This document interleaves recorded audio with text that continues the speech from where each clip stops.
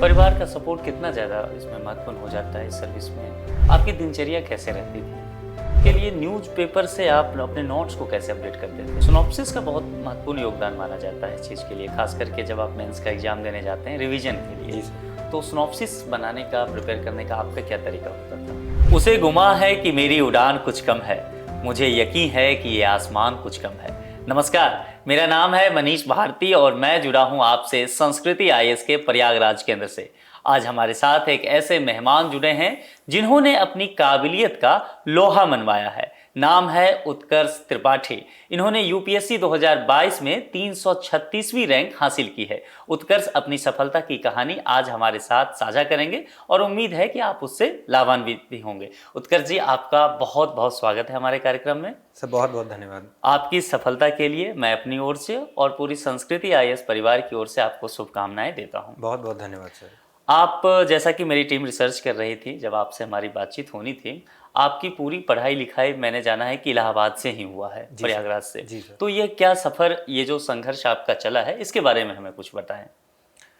Sir मेरा नाम उत्कर्ष त्रिपाठी है और क्लास 12th तक की पढ़ाई मेरी पूरी प्रयागराज से ही हुई है, सेंट जोसेफ्स कॉलेज प्रयागराज से। जी। उसके बाद सर मैंने बीटेक किया है Kamla Nehru institute of technology Sultanpur से, इलेक्ट्रिकल इंजीनियरिंग में। उसके बाद से सर मैं सिविल सेवा परीक्षा की तैयारी में ही लगा हुआ हूँ और सर ये मेरा तीसरा प्रयास था। इससे पूर्व मेरा चयन यूपी स्टेट फॉरेस्ट सर्विसेज में हुआ था वर्ष 2022 में। अभी सर ज्वाइनिंग नहीं हुई थी और ये परिणाम घोषित हो गया है, भगवान की कृपा से इसमें चयन हो गया है। जी। तो अभी आप जॉब में नहीं गए थे, सर्विस में नहीं गए। नहीं तो आपने कहा कि आप बीटेक किए थे, कब पास आउट हुए आप बीटेक करके? सर 2018 में। 2018 में। तब से लेकर के आप तैयारी में ही जुटे जी हैं। सर। तो जब ये संघर्ष चला और 2018, उसके बाद एक पूरे दुनिया में कह लें एक ऐतिहासिक बदलाव आ गया। जी सर। कोरोना काल की बात कर रहा हूँ। उस दौरान आप भी कहीं ना कहीं प्रभावित हुए होंगे, कैसे मैनेज किया आपने? सर वो तो एक अनप्रेसिडेंटेड इवेंट था ही, ब्लैक स्वैन इवेंट जिसको कहते हैं, कोरोना काल। तो सर एक अनसर्टेनिटी से डेवलप हो गई थी पूरा, क्योंकि खुद भले ही आदमी नहीं इफेक्ट हो रहा है लेकिन देख रहा है दुनिया में कितनी ज़्यादा चेंजेस आ गए हैं, कितने ज़्यादा बुरी तरह से इफेक्ट हुए हैं लोग। तो उसका सर मानसिक कहीं ना कहीं तो असर होता ही है। बिल्कुल। उसके अलावा सर सेकेंड वेव में हम लोग को खुद भी इसका सामना करना पड़ा। तो ये सब चीज़ें थी सर, बट तो उससे थोड़ा ये रहा कि अनसर्टेनिटी थी, थोड़ा ब्रेक हुआ पढ़ाई। कभी कभार लगता था कि पढ़ाई कब की जाए कब ना की जाए, एग्ज़ाम साइकिल भी चेंज हो गई, पोस्टपोन हुए एग्ज़ाम। पोस्टपोन हुए। तो सर ये सब चीज़ें थी जिससे जो उसका असर हुआ सर। आपका दिनचर्या कैसा रहा, कितने घंटे की पढ़ाई करते थे? सर एक कोशिश रहती थी कि रेगुलर पढ़ाई करनी चाहिए। एक घंटे का ऐसा कोई असेसमेंट एग्जैक्ट तो नहीं करते थे कि पर डे इतना ही है, लेकिन एक टारगेटेड रहना चाहिए कि हाँ इतना कवर हो जाना चाहिए 2 दिन 3 दिन में, एक हफ्ते में। तो कभी अगर 2 घंटे कम भी पढ़ाई हुई तो कभी 2 घंटा ज़्यादा हो जाती है। अभी और कोई काम अगर घर का आया या कोई और ज़रूरी काम आया तो उन सब चीज़ों को भी करना होता है। तो घंटे का तो सर एग्जैक्ट हिसाब नहीं रख सकते, लेकिन हाँ कोशिश करना चाहिए कि जो भी करने का सोचा है वो अचीव कर लें। आप ऑलरेडी इंजीनियर थे, इसके बावजूद भी आप सक्षम थे आर्थिक रूप से, आप दिल्ली जा सकते थे, लेकिन आपने यह तय किया कि आप प्रयागराज में रह कर कहीं तैयारी करेंगे। इसके पीछे क्या वजह हो सकती है? सर मेरा ये मानना है कि व्यक्ति जहाँ पे बेहतर तरीके से अपना आउटपुट दे सकता है वहाँ पे रह के पढ़ाई करनी चाहिए। तो मुझको एक चीज़ ये एहसास हुई कि घर में रह के मेरा एक प्रोडक्टिविटी बेटर होगी, क्योंकि फोकस फिर एक ही चीज़ पे रहेगा, पढ़ाई लिखाई। बाकी सभी चीज़ें पापा मम्मी छोटी बहन ये सब चीज़ें जो भी चीज़ें हो रही हैं वो लोग देख लेंगे, ध्यान दे लेंगे। उसके अलावा मैं भी जो भी चीज़ें ज़रूरत होती है तो करता ही हूँ, लेकिन प्रोडक्टिविटी लगा कि घर में बेहतर होगी। अच्छा। और उसके अलावा सारे रिसोर्सेज आज की तारीख में अवेलेबल होते ही हैं, ऑनलाइन इतनी चीज़ें आ चुकी हैं। तो सर घर में रहना बेहतर महसूस किया। परिवार का सपोर्ट कितना ज़्यादा इसमें महत्वपूर्ण हो जाता है इस सर्विस में आने के? सर इसमें बहुत ज़्यादा योगदान होता है परिवार वालों का सर, क्योंकि पढ़ाई भले ही वो साथ में नहीं करते, लेकिन आपको पढ़ना है इसके लिए मोटिवेशन वही देते हैं। बिल्कुल। और लगातार ऐसा तो कई बार आता है कि मोटिवेशन कभी कभी कम हो जाता है, कभी और भी चीज़ें होती हैं, लगता है कि क्या होगा क्या नहीं होगा, अनसर्टेनिटी इतनी ज़्यादा है इस एग्ज़ाम में। बिल्कुल। तो तब पापा मम्मी और छोटी बहन यही कहते थे कि नहीं आप लगे रहो, लगातार आपका होना तय है, बस समय की बात है तो कब होगा वो आपके लगातार कंसिस्टेंट मेहनत और एफर्ट पे ही डिपेंड करेगा। तो इसके लिए डीमोटिवेट कभी भी नहीं होना चाहिए और अपना कार्य लगातार अच्छे से करना चाहिए। चलिए, अब तो आप सिलेक्ट भी हो गए, उनकी बातें भी सही हो गई, जी आपके सर। परिवार का सपोर्ट जो है वो कहीं न कहीं आपके लिए फलीभूत हुआ। जी सर। पहली बार कब लगा उत्कर्ष जी आपको कि मेरे अंदर एक पदाधिकारी छुपा हुआ है, और क्यों ऐसा लगा? सर ये पहला असेसमेंट तो कॉलेज के समय ही हुआ कि हाँ सिविल सर्विसेज एग्जामिनेशन में अपीयर करना चाहिए, और ये जाना कि सिविल सर्वेंट्स जो हैं उनका वर्क डोमेन रेंज बहुत ज़्यादा बड़ा है। बिल्कुल। और यहाँ पर न सिर्फ हम अपने पर्सनैलिटी ग्रो न सिर्फ करेगी, बल्कि हमारी पर्सनैलिटी और हमारा खुद का व्यक्तित्व दूसरों के भी काम आएगा, लाभान्वित होंगे लोग।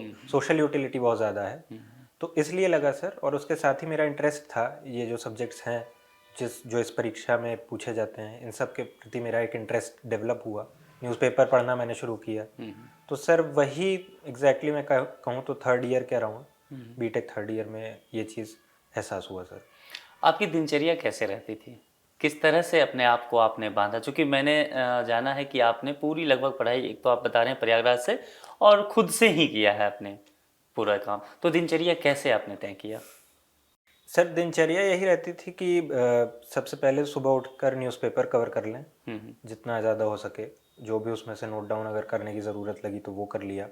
उसके बाद सर पर डे एक जो सब्जेक्ट है जितना टारगेटेड वे में कि आज पॉलिटी पढ़ना है या हिस्ट्री पढ़ना है तो वो पढ़ा। उसके बाद सर कुछ अगर रिवीजन, जो पुरानी चीज़ें पढ़ी हुई हैं उनको रिवाइज़ किया। टेस्ट्स लगाने हैं, कभी प्रीलिम्स का टेस्ट लगाना है तो वो कर लिया, ऑब्जेक्टिव क्वेश्चंस, कभी मेंस के कुछ आंसर लिखने हैं तो वो कर लिया। तो बेसिकली सर यही दिनचर्या थी। और रात में करीब थोड़ा सा ज़्यादा देर जग के पढ़ाई होती थी। रात में ज़्यादा पढ़ाई करते थे? सर बहुत ज़्यादा रात तक तो नहीं, लेकिन हाँ 1 से 1:30 बज जाता था। क्योंकि कुछ लोग होते हैं ना, कहते हैं कि आप सुबह, अहले सुबह पढ़ा कीजिए, उससे आपकी याददाश्त अच्छी होगी।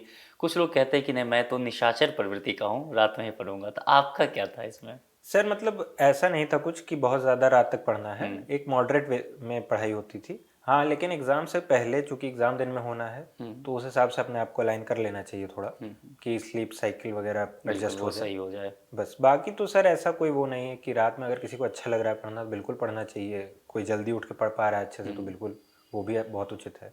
आपने कहा कि आपकी दिन की शुरुआत जो होती थी वह अखबारों के साथ होती थी। कौन सा अखबार होता था? उसको तैयार करने का क्या आपके पास एक फॉर्मूला था? सर अखबार कोई भी रखा जा सकता है, द हिंदू हो चाहे इंडियन एक्सप्रेस हो। तो वही है कि मेन एडिटोरियल पेज होता है उसमें बहुत ज़रूरी, जिसमें कि जो आज कल के बर्निंग इश्यूज हैं, मुद्दे हैं, वो डिस्कस होते हैं। तो उनको पढ़ के इंटरनलाइज करना चाहिए कि क्या मतलब है, समझ के चीज़ों को आगे बढ़ना चाहिए। उसके अलावा जैसे एनवायरनमेंट से रिलेटेड, साइंस एंड टेक्नोलॉजी से रिलेटेड, कॉन्स्टिट्यूशन से रिलेटेड, ज्योग्राफी से रिलेटेड, ये सभी चीज़ें न्यूज़पेपर में कवर होती हैं वेरियस पेजेस में। तो उनको कवर करना चाहिए डिमार्केट करते हुए कि हाँ ये प्रीलिम्स के लिए इंपॉर्टेंट है, ये मेंस के लिए इंपॉर्टेंट है। तो सर ये न्यूज़पेपर। उसके लिए न्यूज़पेपर से आप अपने नोट्स को कैसे अपडेट करते थे? सर जैसे अगर कोई इशू चल रहा है और वो स्टैटिक से रिलेटेड है, जैसे गवर्नर का कोई मुद्दा चल रहा है या कुछ, तो न्यूज़पेपर में जो भी चीज़ें आई हैं तो स्टैटिक सोर्सेज जो भी हैं वहाँ पे लिख दिया कि हाँ ये चीज़ डेवलपमेंट हुई है, कि करंट अफेयर्स डेवलपमेंट हुआ। तो सर इस प्रकार से अपडेट करते थे। सिनॉप्सिस का बहुत महत्वपूर्ण योगदान माना जाता है इस चीज़ के लिए, खास करके जब आप मेंस का एग्जाम देने जाते हैं रिवीजन के लिए। जी सर। तो सिनॉप्सिस बनाने का, प्रिपेयर करने का आपका क्या तरीका होता था? सर जैसे बेसिक सोर्सेज से जब खुद की पढ़ाई एक बार कवर हो गई है सारा, उसके बाद सर माइक्रो नोट्स और सिनॉप्सिस बनाया जा सकता है कि ये चीज़ें हैं जो मैं एग्ज़ाम में लिखूंगा या रिफ्लेक्ट करूंगा, वो सब चीज़ें फिर सर सिनॉप्सिस में नोट डाउन करनी चाहिए। कुछ लोग होते हैं जो बहुत सारे रिसोर्सेज इकट्ठा कर लेते हैं, मार्केट में जो भी नई किताब आती है वह उनके टेबल पे पहुंच जाती है। कुछ लोग होते हैं कि तय कर लेते हैं कि मुझे एक ही किताब लेनी है, उसे 10 बार पढ़नी है। तो आप किस बात से सहमत थे? सर जो आपने बाद में कहा कि एक किताब ही रखनी चाहिए एक सोर्स के लिए, और उसको रिवीजन करना चाहिए, क्योंकि सभी चीज़ें उसमें कवर्ड रहती हैं। कुछ ना कुछ अगर मिस होता है तो वो न्यूज़पेपर वगैरह से या कहीं ना कहीं से कवर हो ही जाता है। तो एक चैप्टर को अगर 10 जगह से पढ़ें या पूरी एक सब्जेक्ट को कई कई सोर्सेज से पढ़ें तो कंसोलिडेशन में दिक्कत होती है सर। उससे बेहतर है कि एक ही सोर्स आप रखें। यदि आपके प्रीलिम्स सेगमेंट पर अब हम आते हैं, यहाँ पर बात करें तो प्रीलिम्स जो आजकल हो गया वो रिजेक्शन का प्रोसेस हो गया है। इस बार भी प्रीलिम्स का पेपर बहुत कठिन था, अभ्यर्थियों का जैसा मानना है। तो प्रीलिम्स के लिए आपकी क्या स्ट्रेटेजी होती थी? सर प्रीलिम्स के लिए बेसिकली 7 या 8 पिलर हैं। तो 6-7 तो स्टैटिक सब्जेक्ट्स ही हैं, polity, history, geography, environment, science and technology, art and culture, उसके अलावा करंट अफेयर्स। तो सर इन सब को बेसिक सोर्सेज जो भी हैं उससे कवर करना चाहिए, जैसे कि हम लक्ष्मीकांत पॉलिटी की हो गई या स्पेक्ट्रम हो गई हिस्ट्री की, फिर एनसीईआरटी वगैरह हैं।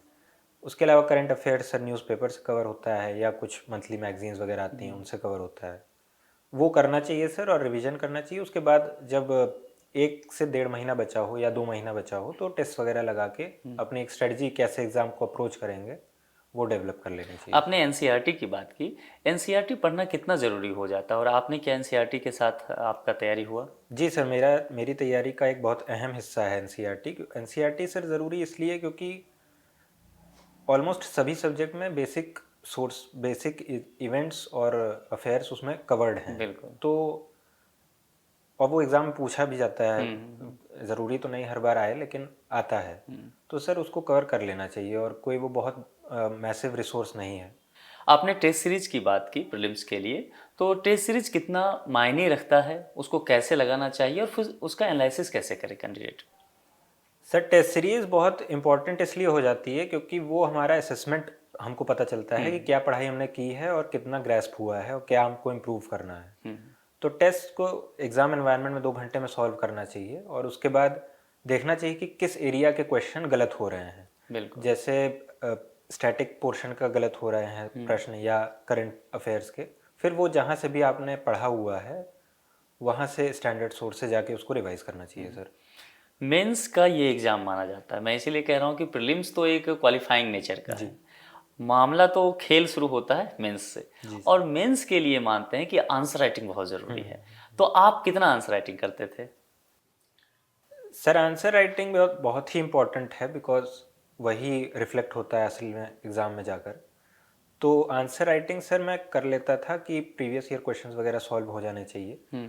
और उसके अलावा सर टेस्ट्स जैसे 20 क्वेश्चन जनरल स्टडीज़ में आते हैं तो उनका भी एक खुद का असेसमेंट, जैसे कि प्रीलिम्स में है कि ज़्यादा टेस्ट देने चाहिए या कम देने चाहिए, मेंस में भी ये लागू होता है। तो लगा के लेकिन ज़रूर जाना चाहिए टेस्ट, ताकि अपनी स्ट्रेटजी डेवलप हो जाए। और चूंकि पेपर छूटने की बहुत चांस रहती है तो वो भी एक तैयारी, उसकी प्रैक्टिस पहले से रहे। एक दिन में कितने आंसर लिख लेते थे आप?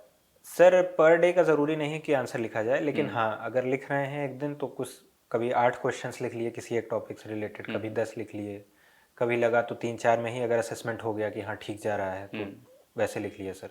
कुल मिलाकर के आंसर राइटिंग करना बहुत ज़रूरी हाँ है। सर ज़रूरी होता है क्योंकि वो असेसमेंट वही देता है कि हाँ चीज़ें आ गई हैं समझ में, कैसे रिप्रोड्यूस करना है एग्ज़ाम में, वो आंसर लिख के तो पता चलेगा। अब जैसे कोई प्रश्न आया, या तो वो 150 शब्द का हुआ या 250 शब्द में उसका जवाब देना है, तो उसका प्रेजेंटेशन बहुत मायने रखता है। तो आप जब कॉपी लिखते थे तो प्रेजेंटेशन के लिए क्या सब आप नए तरह की रणनीति अपनाते थे ताकि अधिक से अधिक मार्क्स आ जाएं? सब प्रेजेंटेशन इंपॉर्टेंट होता है क्योंकि उससे ही रिफ्लेक्ट होता है जो व्यक्ति आंसर लिख रहा है उसके आइडियाज़ क्या हैं, और आसानी से एग्जामिनर भी पढ़ पाता है। तो सर उसमें ऐसा कोई हार्ड एंड फास्ट रूल नहीं है कि पॉइंट्स में लिखना है या पैराग्राफ में लिखना है, दोनों तरह से ही सही है। पॉइंट्स में लिखने से थोड़ा आसानी से खुद का भी हो जाता है, जल्दी जल्दी आंसर लिख पाते हैं।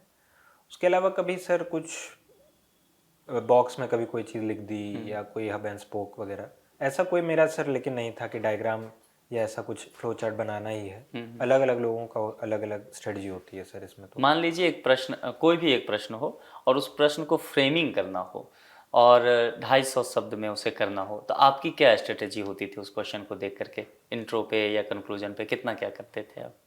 Sir introduction body conclusion format में लिखना चाहिए आंसर, ये तो है ही। और फिर सर इंट्रोडक्शन क्वेश्चन क्या पूछ रहा है उस हिसाब से समझ लेना चाहिए कि अगर डिस्क्राइब कह रहा है तो उसके बारे में बताते हुए स्टार्ट करना चाहिए, एक्सप्लेन कह रहा है फिर तो उसके आगे पॉइंट्स लिखने चाहिए।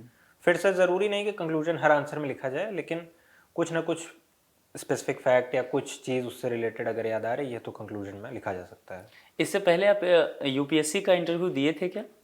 सर ये मेरा पहला ये इंटरव्यू आपका इंटरव्यू पहला है? जी सर। तो जब मेंस देकर के आए थे तब ऐसा लगा था कि इस बार कॉल आ जाएगा इंटरव्यू के लिए?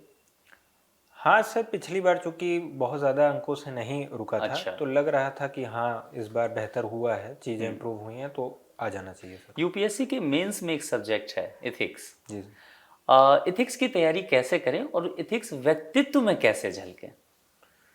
सर, एथिक्स की तैयारी तो एक तरह से बहुत ही रियलिस्टिक सब्जेक्ट है वो, क्योंकि हमको खुद भी लाइफ में वैसा होना पड़ता है, तभी वो रिफ्लेक्ट हो पाता है कुछ हद तक। तो सर कुछ बेसिक सोर्सेज, जैसे बुक की अगर बात करें तो लेक्सिकॉन करके एक बुक आती है हाँ, जो कि सिलेबस का पूरा कवर कर कवर कर लेती है। लेती है। उसके अलावा सर खुद से जैसे कोई चीज़ अगर मिस हो रही है तो नेट से सर्च करके, और फिर न्यूज़पेपर उसमें भी एक बहुत अहम योगदान प्ले करते हैं। तो सर ये चीज़ है। उसमें केस स्टडी भी बहुत सारा आता है, तो केस स्टडी जब आप सॉल्व करते होंगे तो किन बातों का ध्यान रखते होंगे? सर केस स्टडी में फिर सबसे ज़रूरी चीज़ है कि क्या पूछा जा रहा है। पूरा केस तो उन्होंने दिया ही है, बट लास्ट में क्या पूछ रहे हैं उसको दिमाग में रखते हुए केस स्टडी को पढ़ना चाहिए। और फिर कौन कौन लोग उसमें इन्वॉल्व हैं, स्टेक होल्डर्स, और क्या वैल्यूज़ उसमें इन्वॉल्व हैं जो कि सेक्शन ए से जैसे कि उसको रिफ्लेक्ट किया जा सकता है केस स्टडी में। तो सर उस हिसाब से तो करना चाहिए। आदर्शवादी रवैया होना चाहिए या यथार्थवादी होना सर चाहिए? प्रैक्टिकल होना चाहिए सर। प्रैक्टिकल होना आदर्शवादी चीज़ें मूलभूत रूप से इम्प्लीमेंट करने में बहुत दिक्कत होती है, कई तो बार प्रैक्टिकल। व्यवहारिक नहीं रह जाता जी वो। सर, वही। तो जब इस बार इंटरव्यू का कॉल आपको आ गया, उसके बाद चूंकि आपका पहली बार ये इंटरव्यू के लिए था, तो फिर कैसे इंटरव्यू की तैयारी कैसे यहाँ से शुरू होती है आपकी? सर इंटरव्यू में भी मेन तैयारी यही है कि वहाँ भी 4 से 5 पिलर हैं जो हम लोग को कवर करने हैं। जैसे कि डिटेल एप्लीकेशन फॉर्म है जो कि हमारा बैकग्राउंड बताता है पूरा, तो उसको बहुत अच्छे से प्रिपेयर करना चाहिए। फिर करंट अफेयर्स बहुत इंपॉर्टेंट पिलर है। ऑप्शनल विषय, वैकल्पिक विषय बहुत इंपॉर्टेंट है। हॉबीज़ बहुत इंपॉर्टेंट है। और उसके अलावा जो इंटेंजिबल पोर्शन है, जो कि हम कैसे बातचीत करेंगे और कॉन्फिडेंस, कन्विक्शन, ये सब चीज़ें कैसे रिफ्लेक्ट होगी, वो खुद बोल बोल के प्रैक्टिस करके डेवलप होता है अच्छा, सर। बॉडी लैंग्वेज का कितना रोल होता है इंटरव्यू में?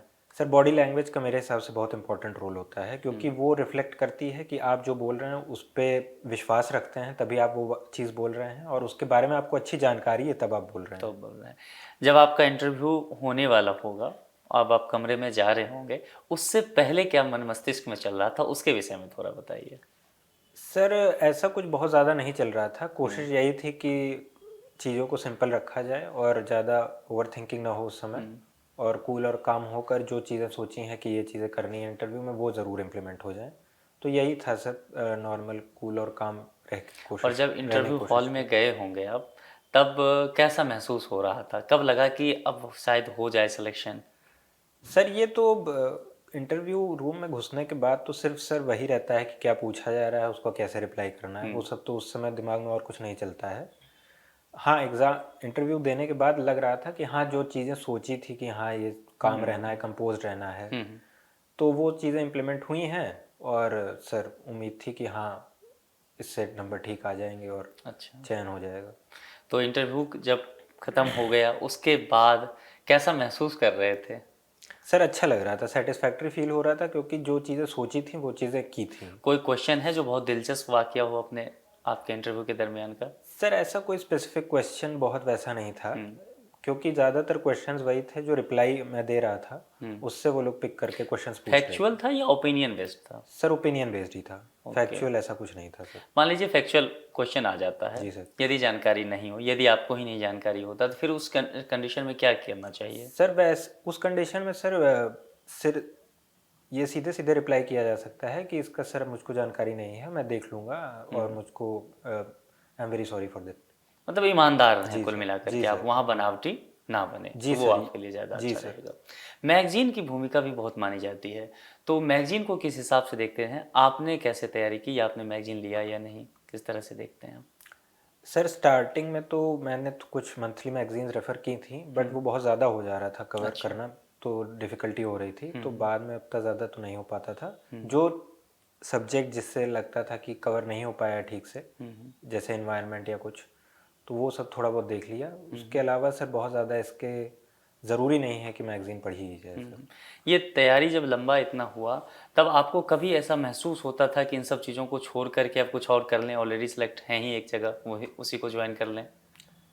नहीं सर, ऐसा नहीं लगता था, क्योंकि सर शुरुआत यही एग्ज़ाम को दिमाग में रख के की थी, और सिविल सेवा में जाना है ये सोच के शुरुआत की थी। तो ऐसा सर दिमाग में कभी भी नहीं आया था, और लगातार भगवान की कृपा से लगे रहने से सफलता प्राप्त हुई। आप लक्ष्य के प्रति बहुत समर्पित नजर आए हैं मुझे इतने देर बात करके। दूसरी बात क्या है कि आपका फोकस बिल्कुल क्लियर है कि मुझे करना क्या है। काफ़ी मोटिवेट आप नज़र आते हैं, तो ये कैसे हुआ? मोटिवेट इतना खुद को कैसे रखते हैं आप? सर सेल्फ मोटिवेशन ज़रूरी है एक तो, कि एग्ज़ाम क्लियर करना है तो मोटिवेटेड रहना ही पड़ेगा, बहुत ज़्यादा इधर उधर सोच ही नहीं सकते, स्कोप नहीं है, समय भी नहीं है। उसके अलावा सर पापा मम्मी और छोटी बहन का योगदान लगातार रहा। जैसे कि पापा बातचीत कर लेते थे कि हाँ आपने ये चीज़ें की हैं तो यू शुड बी ऑप्टिमिस्टिक कि हाँ चीज़ें अच्छी होंगी, और यहाँ यहाँ जो कमियाँ हैं उसको आप दूर कीजिए, बहुत ज़्यादा सोचिए मत, परेशान ना होइए। बिल्कुल। तो सर मम्मी लगातार सपोर्ट करती थी। तो सर जब घर में आपस में बातचीत हो रही है, छोटी बहन से कभी भी कुछ मजाक हो गया तो कोई ऐसा फील नहीं होता था कि आइसोलेटेड, और लगातार फिर सर अच्छे से प्रोडक्टिविटी इस पूरे तैयारी के दौरान आपका संस्कृति आईएएस से कैसे जुड़ना हुआ? सर मेरा पहला जुड़ाव जो संस्कृति से हुआ वो यूपी पीसीएस का मैंने मॉक इंटरव्यू यहाँ पे दिया था। अच्छा, ये कब था? सर ये बात है जुलाई 2022 की। जुलाई 2022 जी की। सर। Okay okay. और काफ़ी इनकरेजमेंट मिला मॉक इंटरव्यू देने के बाद। और सर उसके बाद सर यही यहाँ से ही संस्कृति से जुड़ाव स्टार्ट हुआ था। अखिल सर जैसे कि पहले दिन मैंने बताया कि मॉक इंटरव्यू खुद ले रहे थे। अच्छा। तो सर पहली बार उनसे वही मुलाकात हुई थी। तो सर काफ़ी इनकरेजमेंट रहा, अच्छा लगा काफ़ी। और सर केपी द्विवेदी सर ने भी मॉक इंटरव्यू में खुद बैठे हुए थे। तो सर वो यहाँ से आप, तो यहाँ जो आप मॉक इंटरव्यू दिए थे तो आप प्रयागराज में ही दे रहे थे मॉक इंटरव्यू? जी सर, प्रयागराज में दे रहे थे। तो जब आप यहाँ मॉक इंटरव्यू दे के गए होंगे और आयोग में जब इंटरव्यू हुआ तो कितना मैच कर रहा था? लेवल कितना सही लग रहा था, या लग रहा था कि कैसा है माहौल? सर एग्जैक्ट क्वेश्चंस तो नहीं रिपीट हुए। हाँ बिल्कुल। लेकिन सर जिस तरह से क्वेश्चन पूछे जा रहे थे और क्वेश्चंस के रिप्लाई से अगला क्वेश्चन पिक किया जा रहा था, वो उस तरह की चीज़ें सर वाकई में भी हुई। वो सब चीज़ें आपको जी सर। तो लगा कि हाँ एक मॉक इंटरव्यू न दे करके एक असल इंटरव्यू दे रहे हैं, और एक रियलिस्टिक व्यू समझ में आया। आप पहले भी यूपी पीसीएस में सिलेक्टेड हैं, अभी ज्वाइन नहीं किया है आपने। अभी आपकी 336वीं रैंक आ गई है यूपीएससी में, लेकिन मुझे लगता है कि आप यहाँ रुकने वाले हैं नहीं। तो आगे के लिए क्या प्रयास करना है आईएएस बनने के लिए?